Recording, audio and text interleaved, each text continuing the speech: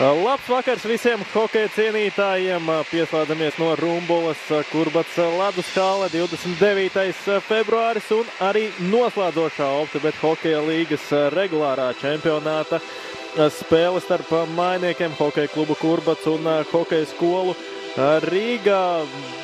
Dīķis un jau tagad arī ir paspējis nospēlēt nelielu spēļu skaitu ar Jelgavnieku komandu. Antons Macievskis labi tur apmāna uz zilās līnijas Ozoliņu, tālāk piespēl Pumpiņam uz vārtu priekšu nesanāk. Pretuzbrukums Kurbadam ir gana meistarīgi un arī ātri spēlētāji Kurbadam, lai skriet šādos pretuzbrukumos, un tagad Kaspar izspēl arī pa vārtos.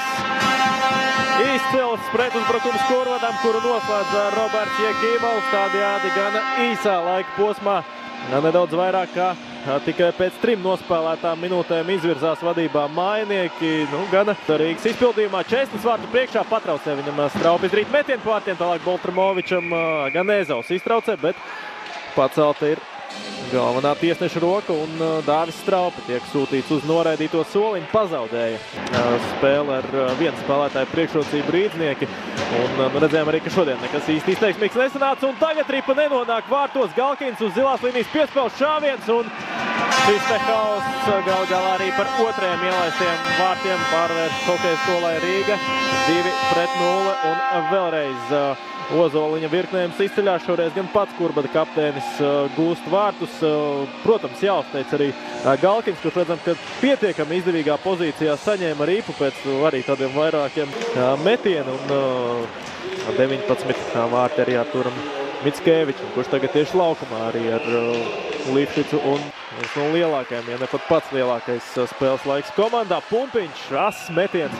Petersons uz zilās līnijas, tālāk šeit rūpja kļūt no Petersona. Mickevičs skaisti nopauzē un ripa vārtos 3-0, un pagaidām Kurbats rulē pāri Rīgai pirmajā trešdaļā skaitliskajā mazākumā. Komandas rezultīvākais spēlētājs Arturs Mickevičs palielina pārsvaru.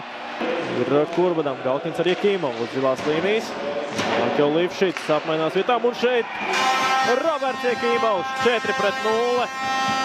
Viss diezgan vienkārši izspēlēts, izveda uz šo metienu Jekīmovu partneri, un tālāk attīstības iespējām beigās bija, un Kurbats izcīnīja uzvaru. Bet te 5-0 Aleksandrs Galkins sagādāja viņš labu vārtu gūšanas iespēju Arturam Ozoliņam, bet tagad pats gūst vārtus vairākumā 5-0, un arī otro vairākumu realizē bēdīgi Rīdzniekiem vairākumā.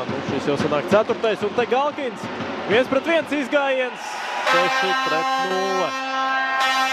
6-0 rezultāts kļūst Galkinam. Otrie vārti šodienas, tur arī diezgan neizteiksmīga spēle, blāvs sniegums. Pēc šodienas spēles arī uzlabosies mazākuma procents Kurbadam, bet tagad pretuzbrukums Rīdzniekiem Boltramovičs, un tieši ķērēcimdā ripa nonāk Gazenovam. Mazākumā iespējams pat pretuzbrukumā aizskriet Saģukevičs. Labi, ripu pieturēja, tālāk metiens izlaiž ripu Vecvanaks, tur beigās tomēr atrod zem partneru kājām Rīgas vārtu vīrs ripu. Kurbadam Tomsons.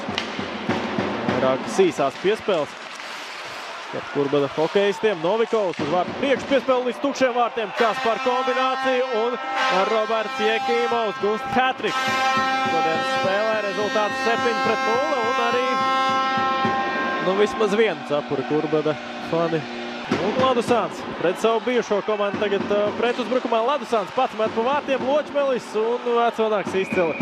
Arī uz šo atlikušo ripu norēģē, neļauj ripai nonākt 8.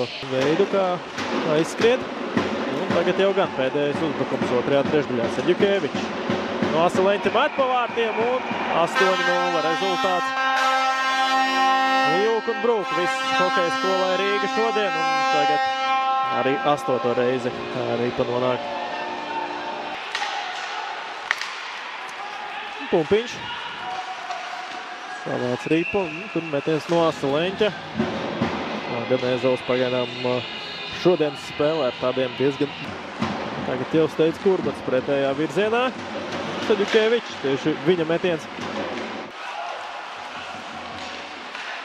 Ozoliņš, vārtu priekš, tālāk šāviens un Vācavnāks tiek pie ripas. Tur arī Grekovs, var teikt, pat piepalīdzēja Rīdznieku vārtsargam. Pēc iespējas veiksmīgāk un vairāk dabūt pretinieku vārtos. Nu, šodienas spēle arī kādā ziņā varbūt pat spēlēs uz labu. Noslēdzas šodienas spēle starp Kurbadu un Hokeja skolu Rīga pārliecinošu uzvaru mainiekiem ar rezultātu 8-0.